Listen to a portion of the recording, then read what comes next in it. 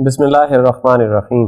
السلام علیکم، میں ہوں عمران احمد اور آپ دیکھ رہے ہیں میرا YouTube channel AIO audio books.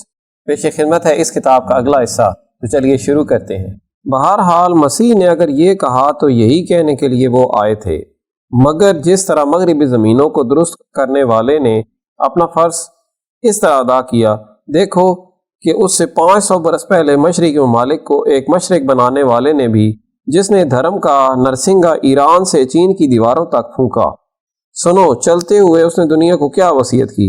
اگرچہ بہت کچھ مٹ چکا ہے، لیکن مٹنے سے جو چیزیں بچ گئی ہیں، اس میں مہاتما بدھ کا یہ آخری فقرہ اب تک زندہ ہے، جس کو اپنی زندگی ختم ہوتے ہوئے خدا کے اس بندے نے اپنے شاگرد نندنا کے کان میں اس وقت ڈالا جب اس کی سانس اکھڑ رہی تھی، اور اس کا مخلص خادم اس کے قدموں کو اپنے آنسوؤں سے یہ کہتے ہوئے دھو رہا تھا، آقا آپ کے جانے کے بعد دنیا کو کون تعلیم دے گا؟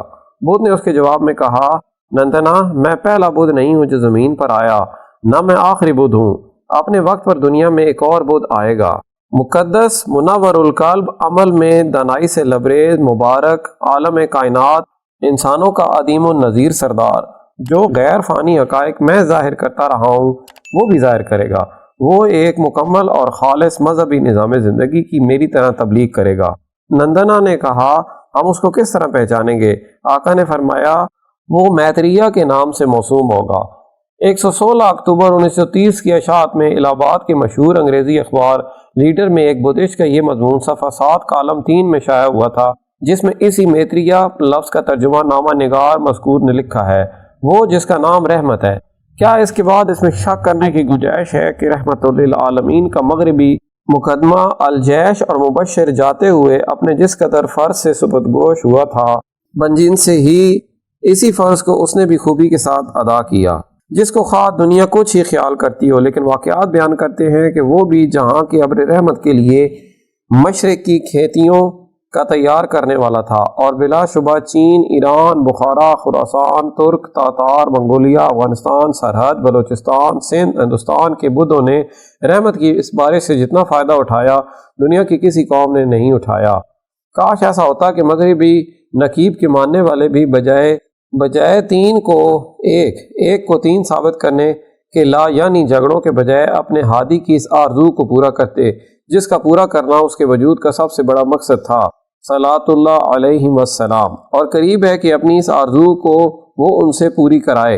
اور کیا مشرق و مغرب کے ان دونوں نقیبوں ہی نے دنیا میں اس آنے والے کی آمد کا گھنٹا بجایا؟ جو عہد کا رسول اور میثاق کا نبی تھا، اس کے متعلق عہد کرنے والوں میں سے کس نے عہد شکنی کی؟ یہ دونوں تو اس سے بہت زیادہ دور نہ تھے، لیکن جو اس سے دور اور بہت دور تھے، انہوں نے بھی دنیا کے آگے کیا اس سے اپنا قرب نہیں جتلایا؟ سینا کی روشنی میں حضرت کلیم کو دکھایا گیا، دیکھ کر وہ چلائے، خدا سینا سے نکلا، سعیر سے چمکا، اور فاران کے پہاڑوں سے جلوہ گر ہوا 10,000 قدسیوں کے ساتھ۔ پیدائش باب 200 2017۔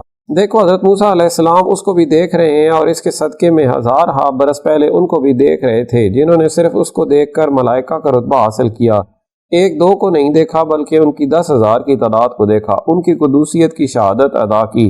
داؤد علیہ السلام اس کے گھر کی تمنا میں بے چین ہو کر اپنی بانسری سے یہ پرسوز لے پیدا فرماتے تھے، مبارک ہیں وہ تیرے گھر میں بستے ہیں، وہ صدا تیری حمد کرتے ہیں، وہ بکہ سے گزرتے ہوئے ایک کنواں بناتے ہیں۔ زبور باب 18۔ قرآن نے اگر مکہ ہی کا نام بکہ بتایا ہے تو تم کو اطمینان نہیں ہوا، لیکن جب قرآن کے مشہور دشمن مارگولیوس نے بھی گواہی دی کہ زبور کا یہ بکہ عرب کے مکہ کے سوا اور کوئی جگہ نہیں ہو سکتی، تو منکر اب کیوں چپ ہیں؟ حالانکہ جس کے باپ نے بیابان میں اپنی بانسری بجائی تھی، اسی کے بیٹے سلیمان علیہ السلام نے اپنے تخت شاہی پر اس کے آگے سر بھی جھکایا تھا۔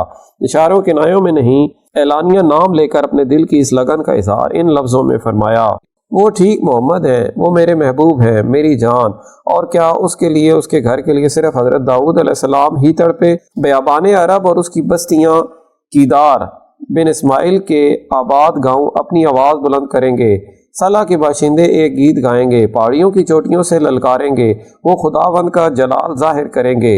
یسعیاہ نبی کی کتاب باب 42۔ سچ کو جھوٹ بنانے کے لیے تم پہاڑوں کو مٹا نہیں سکتے۔ مدینہ منورہ کے ہر بچے سے آپ بھی پوچھ سکتے ہو کہ وہ اپنی بکریوں کے لیے گھاس کس پہاڑ کے دامن سے لاتے ہیں جب آنے والا مکہ سے مدینہ آ رہا تھا، جس کو عقوق نبی نے دیکھ کر صدیوں پہلے اس طرح خوشی کا نعرہ مارا، اللہ جنوب سے اور وہ جو قدوس ہے کوہ فاران سے آیا اور اس کی شوکت سے آسمان چھپ گیا، زمین احمد کی حمد سے بھر گئی۔ کتاب نبی مذکور باب 3۔ اور یسعیاہ نبی اپنے جوش بیان میں اس کا غلغلہ اسی طرح بلند کر رہے تھے، عرب کے صحرا میں رات کاٹو گے، اے وادیانوں کے قافلوں، پانی لے کر پیاسے کا استقبال کرنے آؤ، اے تیمیا کی سرزمین کے باشندوں، روٹی لے کر بھاگنے والوں کو ملنے آؤ، کیونکہ وہ تلواروں کے سامنے سے، ننگی تلواروں، کھچی ہوئی کمان سے اور جنگ کی شدت سے بھاگے ہیں۔ یسعیاہ باب 21۔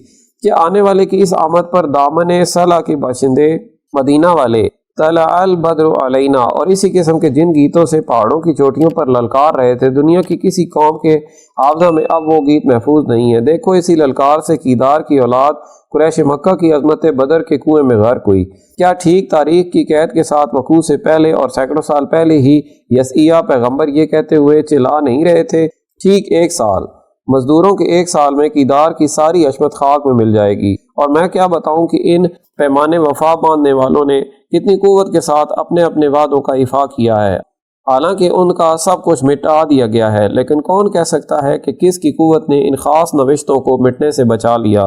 ملاکی نبی نے سچ فرمایا تھا، وہ خداوند جس کی تلاش میں تم ہو، ہاں عہد کا رسول جس سے تم خوش ہو، وہ اپنی ہیکل میں ناگہاں آئے گا، دیکھو وہ یقیناً آئے گا۔ رب الافواج فرماتا ہے، پر اس کے آنے کے دن میں کون ٹھہر سکے گا، اور جب وہ نمودار ہوگا کون کھڑا رہے گا۔ ملاکی نبی کی کتاب باب 3۔ جس ہیکل میں وہ ناگہاں آیا، سب جانتے ہیں کہ کسی زمانے میں اس کے مٹانے پر ایکا کر کے جو عہد نامہ کعبہ میں لٹکایا گیا تھا، اس میں بھی یہی پیش آیا تھا جو ان عہد کرنے والوں کی کتابوں کے پیش آیا۔ اور کون ہے جو اس کے آگے کھڑا رہتا؟ وہ سونار کی آگ دھوبی کے صابن کی طرح ہے۔ ملاکی نبی باب 3۔ جو جلنے کے لیے تھا وہ جل گیا، وہ جو دھلنے کے لیے تھا وہ دھل گیا، اور جو چمکنے اور صاف ہونے کے لیے تھا وہ چمکا اور ستھرا ہوا، اور باوجود چھپانے کے اب تک چمک رہا ہے۔ خیر بات بہت دور جائے گی اگر اس ضمنی بحث کی تفصیل میں اور آگے بڑھا گیا۔ میرے سامنے تو اس وقت صرف یہ تھا کہ جتنے آنے والے آئے سب جانے کے لیے آئے، اور بینات کی واضح شہادت کی روشنی میں دیکھا جا چکا ہے کہ جو بھی آیا بالآخر ایک ایک کر کے کسی نہ کسی طرح خود وہ ان کی زندگی، ان کی تعلیم جہاں سے شروع ہوئی تھی وہیں بالآخر غروب ہو گئی، اور بلا شبہ ان کے لیے یہی مقدر تھا۔ قدرت کے باندھے قانونوں کو دنیا کا کون سا زور کھول سکتا ہے؟ پر اب دیکھو کہ وہ آتا ہے جو آنے ہی کے لیے آیا، کس شان کے ساتھ آیا، کس آن کے ساتھ آیا۔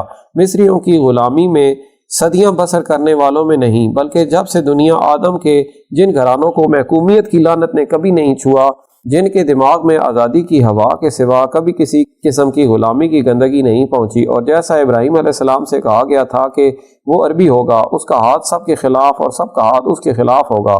پیدائش باب 16 تا 23۔ اور اسی لیے وہ اپنی آزادی کو ہر چیز سے مہنگی خیال کرتے ہوئے وہ اپنے سب بھائیوں کے درمیان بود و باش کرے گا۔ باب مذکور بلا شبہ آدم کی ساری اولاد کے درمیان شاید یہی ایک نسل تھی جس نے اپنے ہاتھ کو سب کے خلاف اور سب کے ہاتھ کو اپنے خلاف رکھ کر ہمیشہ ایسی زندگی بسر کی جو دنیا کی کسی خطے کے باشندوں کو میسر نہ ہوئی۔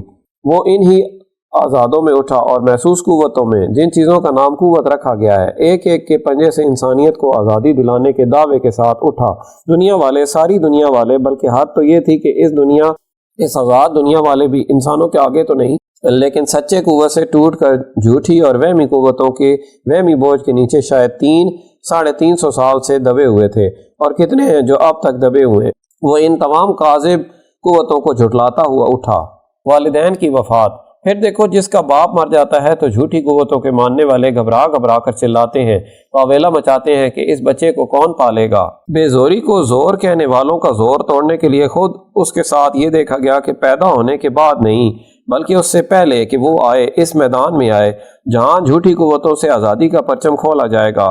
وہ دھوکے کی اس قوت سے آزاد ہو گیا جس کا نام دنیا نے باپ رکھا ہے، اور ٹھیک جس طرح ظہور سے پہلے اس کی ہستی نے اس آزادی کی شہادت ادا کی، نمود کے ساتھ ہی چند ہی دنوں کے بعد اس غلط بھروسے کا تکیہ بھی اس کے سر کے نیچے سے کھینچ لیا گیا جس کو ہم سب ماں کہتے ہیں۔ عبد المطلب کی کفالت اور ان کی وفات۔ جو اپنی جوانی کی قوتوں کو کھو کر بڑھاپے کی پلی ہوئی جو اپنی جوانی کی قوتوں کو کھو کر بڑھاپے کی ہلی ہوئی دیوار کے سہارے زندگی کی نمائش ختم کر رہا تھا۔ اس پیرانہ سری کے ساتھ آپ کے جد امجد نے چاہا تھا کہ سچی آزادی کی واشگاف ہونے والی حقیقت میں کچھ اپنی شرکت سے اشتباہ ڈال دیں، لیکن جو اپنے دعوے کی خود دلیل تھا اس کی دلیل کمزور ہو جاتی اگر عین وقت پر عبد المطلب کی سرپرستی کے فریب کا پردہ چاک نہ کر دیا جاتا۔ آخر وہ بھی چاک کر دیا گیا۔